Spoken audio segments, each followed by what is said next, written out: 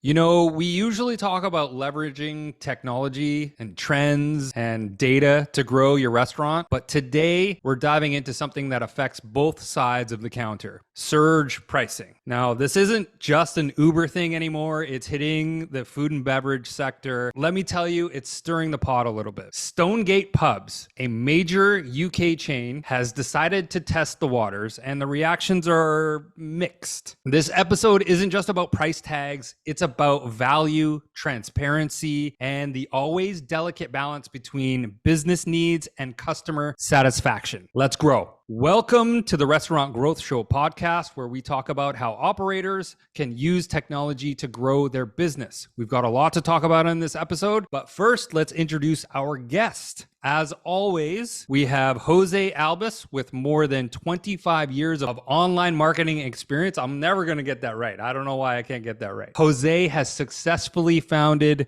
and operated companies in software and hospitality. Lastly, who am I? My name is Gordon. I am your host. I have over 16 years in the food service industry, along with more than a decade in technology startups. Jose, let's address the elephant in the room here. We're both co-founders of a dynamic pricing solution. This recent article that was recently released out of the UK in Manchester yesterday is basically ripping apart this technology. And I think it's important that we talk about it. I couldn't agree more. I mean, it is a hot topic right now. It's blowing consumer opinion out of the water, and it's expressing all sorts of concerns, disgust. Like it's crazy, but it is big. From what I've read in the past, this isn't anything new. This article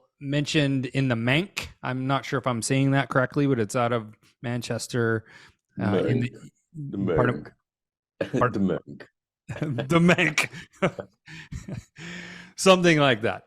Anyways, it's getting a lot of circulation, and let's just talk about what it is, what surge pricing is, what dynamic pricing is. Is there a difference?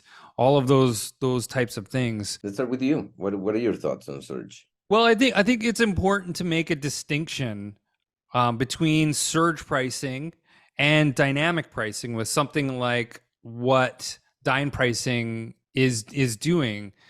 And that is, in my experience, surge pricing has to do with these immense increases with Uber, with the airlines, with hotels. And I think that implementing surge pricing during, let's say, a rush hour at a pub, I think that when customers are walking in, and if there is some sort of a digital menu board, and they're physically seeing prices change, as marginal as they may be, the reaction we're hearing online and these articles that are being written, I think is somewhat justified. Right. I think that if I have to look over my shoulder every 20 minutes while I'm sitting in a restaurant and go, well, the guy next to me paid 10% less than I just paid. And I don't know that is really what's happening in these cases in particular, but it's how it's being represented in these articles. I guess what I'm trying to say really is that we see price changes in front of us, especially if we know that they're going to go up. We're naturally going to be upset. I don't think there's anything wrong with having a bad or a negative reaction to seeing a price go up right before your eyes, right? But there's a flip side to the technology, and I'll ask you what may be the pros and cons. You know, we've heard there's an unhappy hour being thrown around. Can you share your insights on how this pricing could potentially turn unhappy hour into like a win-win for both the pub and the patrons? Yeah, I think definitely the rollout was really not well thought, and I think that they definitely missed the mark. There's only one way. I mean, when you are in the restaurant, right, you come in and you buy your first beer at $4.50 and then the second one at $6.50, it doesn't even make sense. However, there is one way that it has worked and has been very successful, which is the Dow Jones bar in Barcelona has done it, which, Mhm. first of all, the name says it all. So you know what you're going to get. Second, you're seeing the fluctuations inside the bar gamified like a stock exchange, which will give you it is the theme of the place. So what you're seeing is that okay, they have a huge variety of say IPAs, which are my favorite, or this other type pilsners, and you're seeing the changes, and people start playing and interacting. It becomes a social thing where they actually kind of like boycott every now and then a particular beer so that it drops, and then they go for the other one. That's a different experience, and it technically is the only way that I can see it is with a gamified transparency that allows for people to have an experience specifically. And I don't see any other way that this can be done. Transparency is the name of the game, and in that transparency, adding some extra value. And I'm not going to spill the beans of some of our secret sauces, but that's the only way that really it needs to be done, like with transparency, with understanding of the benefit, right? So, Yeah, I think the key word there was gamification, mhm, right? And you're involving everyone in the restaurant or at the pub in, playing this game on manipulating the market the market, right exactly. there in real time, which is really fun to even think about. And without knowing the details of really how they rolled it out, did they simply abruptly just change? And how are the prices displayed in the pub? Right. Right? Is there a digital board? Are they printing new menus? Are the prices changing by the hour? We don't really fully know. But what we do know is that when the general public hears about price increase for anything, especially now with inflation and everything, they're getting this pushback. Yeah, I agree. I think there is a space, and there is a way of rolling this type of technology. And needless to say, there is, just like with all the other verticals that implemented something like this, there is a consumer behavior that will be impacted, that will change, and that will adapt to this, hopefully in the best, less, in the most frictionless way possible. And I think that we're gonna get to understand as consumers that this, and it should have a flip side, that it's a benefit for consumers. Yeah, I agree. I think that the average person has been using it. And like you said, their behavior is changing. And I think the airline industry in particular because look, we've all shopped for an airline ticket, a plane ticket at some time or another and seen the wildly different prices. If you've looked over the course of a week or a month or a couple of months and seeing how drastically they've changed, and we're not talking about a couple of dollars, we're talking about hundreds and sometimes thousands of dollars. That is, it is insane how much we pay for that. Now, obviously, a real big difference between, an airline ticket and your average restaurant meal is, well, number one, frequency. Not a heck of a lot of people are flying every single day or a couple of times a week. Whereas, you and I were eating at a restaurant, once a week, couple of times a week. So, there's that sensitivity to pricing, I guess you could say, but still, the dynamic element of airline pricing is, now that I'm reflecting on it, it's pretty painful to be Yeah. honest with you. But I can fully Mhm. stomach, and obviously, I'm my opinion is a little bit biased here, but I can fully stomach paying a little bit extra on a delivery from my favorite restaurant at 11 p.m. at night, where they're experiencing a rush or something like that. So I expect it.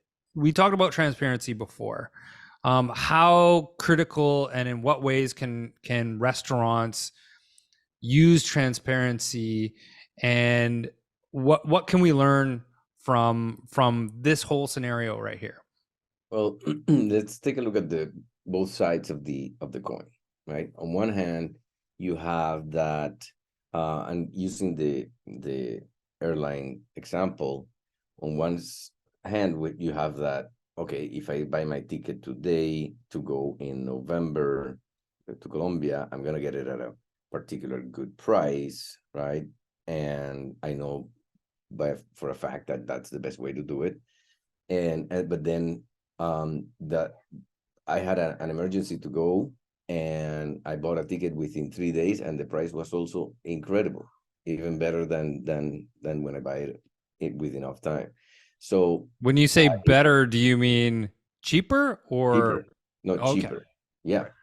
And so those are the two sides where somewhere in the middle, it's going to be dynamic pricing, just going up and down as they are forecasting it's going to fill up or not the plane, right? So now, needless to say, it is uncomfortable because I wouldn't take the risk to wait until the last minute, so that they need to fill out the flights, and because it's just way too risky if I want to make it on time, right? Mm-hmm. So, but there is two sides to it. Now, like we were saying, there's hundreds of dollars, if not thousands of dollars difference. And so I prefer the booking it in advance rather than try to get a deal in the last minute. That would be crazy, right? Mm-hmm. There is a lot of planning in traveling. There is a lot of personal and affection, money, interest, expectations, and sometimes you have everything booked with hotels and everything else. So it is huge risk. So that's where there's a big difference in terms of food. I mean, if I can wait 15 minutes to eat a little bit later, it's not that risky. But if I get to know, then I can make a decision. If not, then I can go somewhere else. And that's part of what the transparency and the consumer behavior is going to start adapting. Let's say, we're a restaurant. We're deploying dynamic pricing or surge pricing at our restaurant. What does transparency look like to you, though? Right? Is that an email? Is that a text message? Is that a social post saying, prices are going down by 25% during this period? What does that look like to you? Well, that's why I meant I said in the beginning, like that in real time, in person, in the space, you gotta gamify it. However, in any shape or form, it's gotta be gamified so that and that the client feels participating on it, so that they can identify that there's some benefits.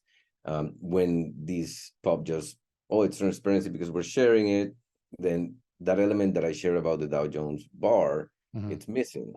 And like what happened, why don't you put, like, maybe, I don't know, I mean, I'm not here to solve the problem, but if there was like, okay, but if you buy two, it's 30% less or something, right? Like, it would have to be very dynamic, but then you have elements that you can play with as a consumer while you're there, right? So all of these has to be like on display right there on their faces, and not just because, we're getting busy and you want it, we're just going to raise it so that we detract you from buying it, right? So this is just the beginning. I think that now that it's even though these industries have been done it forever, we've been there are industries where you don't get to choose much, because to get out of here, to me, to go to South America, there's only a couple of ways from where we are located. Yeah. So I have to do the best with what we got. Mm-hmm. But when it comes to a restaurant or a pub or anything like that, there's one around the corner. So that balance has to be played completely different. It's really delicate with in-store price changes.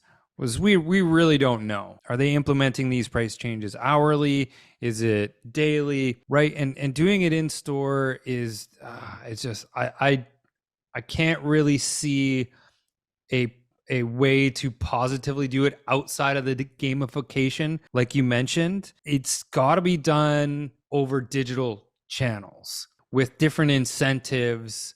You can there's a different behavior that consumers that we have when we're purchasing something online, as opposed to getting up and going physically into an establishment. I mean, I'm fascinated by the psychology behind those differences, and we'll definitely dive into those in future episodes. But I can see the negative and the backlash from going in and just watching your prices go up. And so I empathize. But if we're talking about changing prices across digital platforms en masse to adjust for inflation, well, that's necessary to survive as a business and to adapt to the incredibly volatile and changing market conditions. Not just inflation, we're talking about food costs, logistics, fuel. We're talking about all of these things that are happening so fast. Yeah. For a business to not adapt at the rate that they could be, well, that's going to be detrimental to their model. So again, it comes down to the execution, the rollout, and you know what? I'm really not for deploying surge pricing in store, right? Yeah, exactly. Outside of doing some kind of gamification. And not every place can do that. There's so much still to be seen, right? Because I mean, when we look at these things, just like technology in general, it's always a two-side. It's the tool that can be a weapon, right? Something that it can be very positive, always has that other part that could be really negative. So it's bringing the gamification, thinking about really how to compensate and give options. How do you deploy and justify? And most importantly, like, did you even ask your customers, like just a quick survey or something? Because I see a future where happy hour may change in a way. For example, it could be that happy hour is especially because sometimes you go to a pub and you're there for 3-4 hours. If you're with your friends and you're having a great time, you're gonna be there for a long time. Is that it could be like like the new happy hour. You come in, you lock down that pricing, for example, for the night, or something to that effect, and it could work, but it has to be well thought. It has to be with the consideration of the human behavior, what the expectations are, and making sure that there's always options for them, because otherwise the only option is go to the pub next door. Exactly. I wish I knew more about Stonegate and what kind of price changes are happening. And I know I mentioned it before, but you know, what percentage is changing? I don't know. It's so fluid. There's so much changing and happening in this space. Again, I wish I knew more about how they're rolling it out and how the public it's displayed to the public, how they're talking about it, you know, with the wait staff and